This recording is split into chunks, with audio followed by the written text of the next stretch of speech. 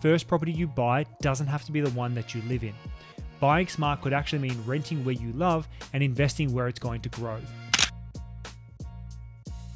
Today we are going to go over the differences between buying a property to live in first up or actually rent-vesting and building a property portfolio before you decide to go down the road of buying an owner-occupied property. First, let's start with buying your first home. The biggest reason to buy where you live is emotion.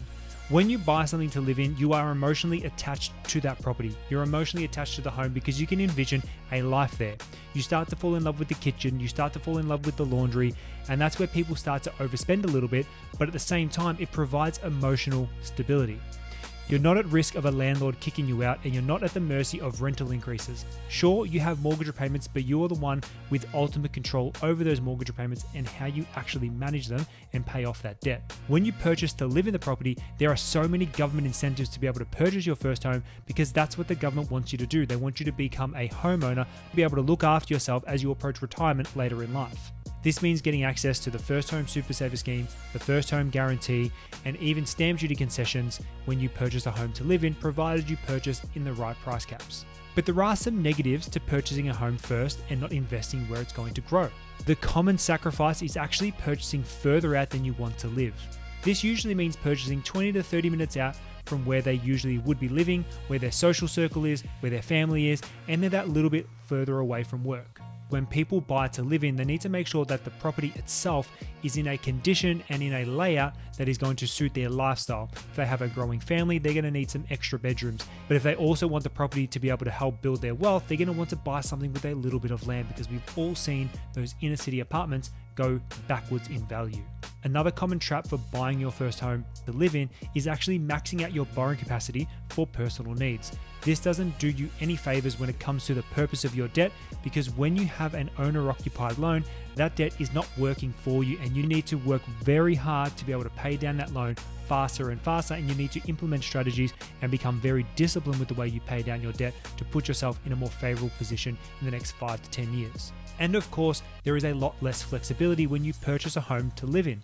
If you want to move, it's not as simple as just packing up and leaving. You actually need to list the house for sale, get an agent to sell it, pay the agent's fees, and when you want to re-enter the market, you have another set of government fees like stamp duty to have to pay to be able to purchase another property to live in. And you can get caught in this constant cycle of paying stamp duties if you are someone who likes to move every 5 or so years. So although buying your own home gives you a lot of emotional satisfaction and a lot of personal stability, it might not be the option for those who want ultimate flexibility in their life, because their social circles may change, their family situations may change, and even their work situations may change.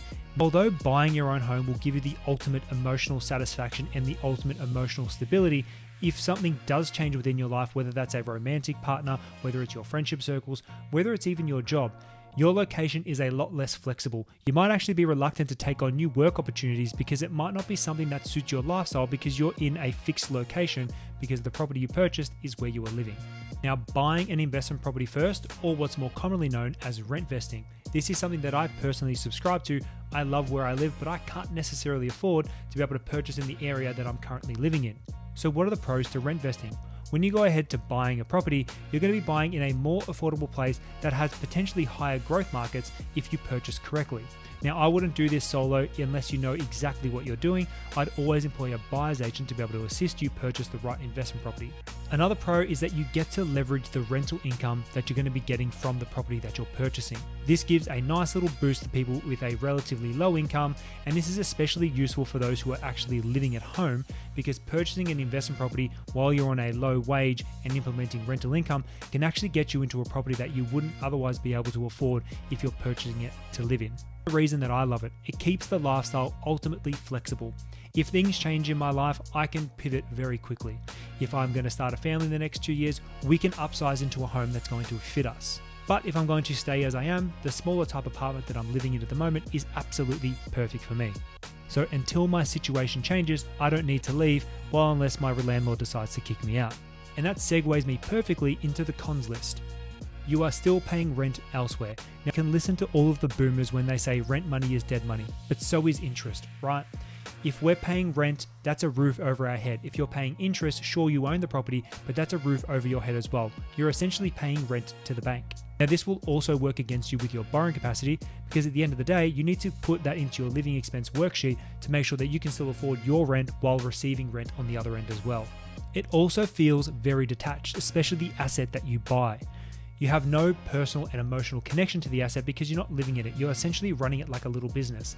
Personally, that's something I really love about it because I don't want to get emotionally attached to property unless I'm going to be living it. So it's in the cons list because a lot of people see it as a negative, but personally, I kind of see it as a positive.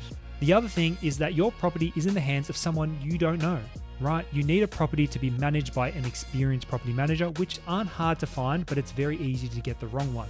Same goes for your tenant.